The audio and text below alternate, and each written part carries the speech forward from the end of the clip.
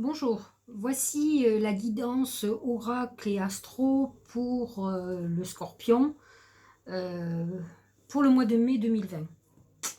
Alors, l'arcane qui correspond à l'atmosphère générale, c'est l'ours pour les Scorpions.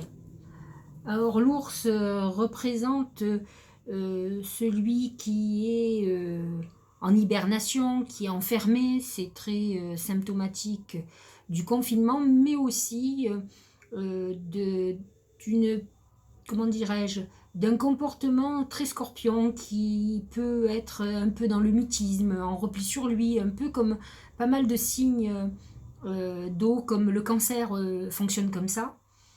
Et ce côté grande gueule, qui a toujours un truc à dire, qui est en rébellion contre tout, qui est très en colère. Il y a une notion de colère, donc c'est un mois peut-être où certains scorpions vont sortir de leur mutisme pour avoir une réaction violente.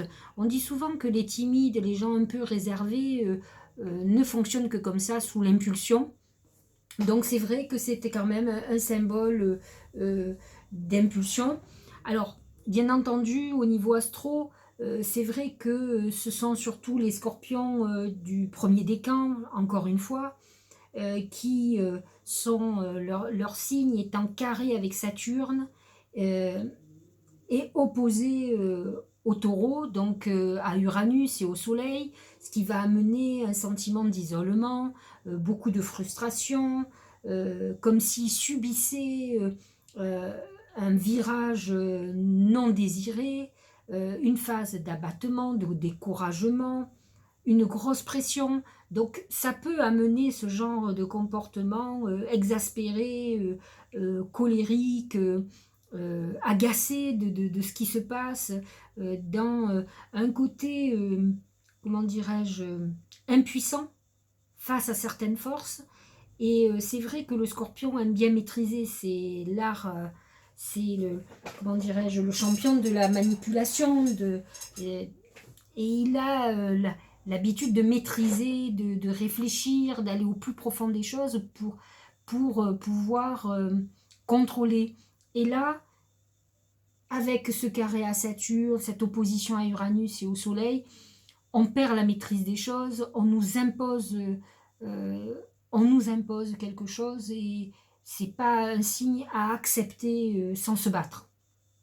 Ce sont des rebelles, ce sont des personnes qui sont affirmées en principe, même si ne vous fiez pas à certains scorpions que vous verrez assez introvertis. Euh, non, mais c'est un scorpion reste un scorpion. Donc, ne vous fiez pas aux apparences en tout cas. Alors, c'est vrai que le scorpion du troisième décan est un petit peu plus favorisé parce qu'il va avoir Jupiter, il va avoir Pluton qui va l'aider à évoluer, à croître. C'est vrai qu'il a l'habitude d'avoir un fonctionnement avec Pluton, c'est-à-dire de mourir et de renaître. Donc, il est dans son élément. Et c'est une phase où il y a une vraie renaissance. Donc, il est dans cette phase-là. Donc, c'est vrai que le scorpion du troisième décan est un peu plus favorisé que les autres. Plus Neptune qui est en harmonie avec son décan et qui lui amène cette perception, cette intuition, ce magnétisme. Ça lui donne quand même beaucoup de chance par rapport aux autres. Euh, Encore une fois, il n'y a que peut-être dans les 15 premiers jours de mai où effectivement il va y avoir quand même de l'attention. Donc nous revenons à l'ours, lui aussi pour ce troisième décan, parce qu'il va se confronter à Mars qui sera en Verseau, là aussi, et qui est en désharmonie avec son décan et avec son signe. Donc c'est une période de tension, de besoin de s'affirmer et de sentir que son action est bloquée. Le deuxième décan, lui, euh, subit aussi l'opposition avec le soleil en taureau. Et là aussi, on sent cette pression. Donc, c'est vrai que ce global mois de mai est un peu sous tension et on le voit avec l'arcane de l'ours pour les scorpions. Le premier arcane qui correspond aussi au travail, c'est la croix. Alors là, effectivement, il va y avoir certainement c'est la mort, c'est la fin d'une époque, ce sont des remises en question profondes professionnelles. Il va falloir s'attendre à ce qu'il y ait beaucoup de scorpions qui vont être dans la perte. Ça fait partie aussi de leur crainte. La peur du scorpion, c'est perdre, d'être dépossédé. Et effectivement, c'est une leçon. Nous sommes en phase initiatique et c'est vrai que au niveau professionnel et financier, puisque le premier arcane représente ces domaines-là, c'est une phase où il faut s'attendre à des dépôts de bilan, à des pertes d'emploi, à des sociétés qui ne démarrent pas. Voilà, donc à certains deuils professionnels et financiers et à perdre. C'est un cheminement très spirituel pour le scorpion. Ce mois-ci est un peu compliqué avec justement ce soleil en taureau qui est l'opposé et qui réactive cet axe de possession et de dépossession pour le scorpion. Au niveau affectif, alors c'est beaucoup mieux. Nous avons le mariage, l'anneau exactement, c'est l'alliance, c'est le mariage, l'union, donc nombre d'entre eux vont trouver leur moitié. Il y a une phase de légalisation amoureuse, donc au niveau sentimental, on dirait que l'émotionnel va être plutôt pas mal, avec un Neptune en poisson qui touche la fin du deuxième et le début du premier décan. Effectivement, on sera un petit peu plus romantique, peut-être un peu plus adouci par rapport à l'amour. Et je pense que c'est ce qui va permettre aussi à ce signe de trouver de l'énergie pour repartir à la construction. Au niveau santé, j'ai ressorti le cheval. Alors, on est toujours dans cette phase de rébellion. Le cheval, c'est beaucoup de choses. C'est le sport au niveau de la santé. C'est le rebelle cheval, donc ça veut dire une grosse énergie qui est là, qui est bouillonnante. Et effectivement, l'idéal, c'est de faire du sport pour évacuer cette énergie. Sinon, le cheval représente tout ce qui est membre inférieur ou supérieur, donc attention aux blessures, à tout ce qui peut être occasionné par un trop plein d'énergie, de la brutalité.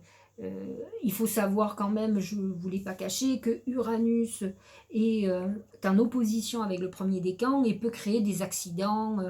Voilà, le cheval représente tout ce qui est accidentel et qui amène un handicap ou une immobilité. Donc, attention, attention. Voilà. Ensuite, le message spirituel. Alors, c'est le même message que la Vierge. C'est la Reine de Terre qui dit soyez plus attentionnés. En fait, elle pousse le Scorpion à être plus doux. Alors, c'est la leçon du taureau. Le taureau est beaucoup plus dans la paix, dans la sérénité, alors que le Scorpion est beaucoup plus torturé. Et là, cette carte vous pousse à rentrer dans quelque chose de beaucoup plus doux, de prendre du temps pour les autres, de s'entourer de gens qui vous aiment.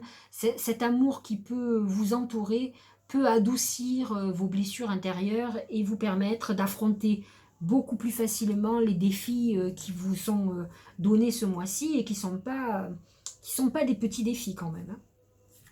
Alors, le tarot du Tao, lui, annonce pour le conseil l'attente. Alors, on voit une femme enceinte, hein, donc on est dans une phase où on a des projets, où on attend, et c'est difficile, je veux dire, le Scorpion, lorsqu'il est prêt, il est prêt, donc il a besoin, il va être dans une phase un peu de frustration, de ne pas pouvoir enclencher, il peut y avoir une phase de manque financier, donc voilà, le message profond est, vous êtes en attente, mais soyez persévérants. La dernière carte du Tao, c'est le conflit. Donc nous revenons à la même chose que l'ambiance générale. C'est une phase colérique, de rébellion, de contestation, de grognement des scorpions. Mais c'est aussi l'affrontement, le conflit. Ils ont un mode de fonctionnement frontal. Ils ont du mal à être arrondis ou à rentrer comme la balance dans la diplomatie. Ils y vont à fond et ils n'ont pas peur des conflits. Donc attention, à ne pas faire des abus de pouvoir. Ils sont assez boulimiques par rapport à la domination de la domination qu'ils peuvent avoir sur l'autre. Donc attention, ils peuvent être agressifs, dans une compétitivité agressive. Donc attention à tous ces excès qui effectivement créeront les conflits et les affrontements. On est quand même dans une énergie un peu où ça monte, on sent comme un volcan qui bouillonne et qui va exploser très bientôt. En tout cas ce mois-ci, c'est le point de démarrage. Voilà pour le Scorpion. Je vais mettre bientôt en ligne le Sagittaire.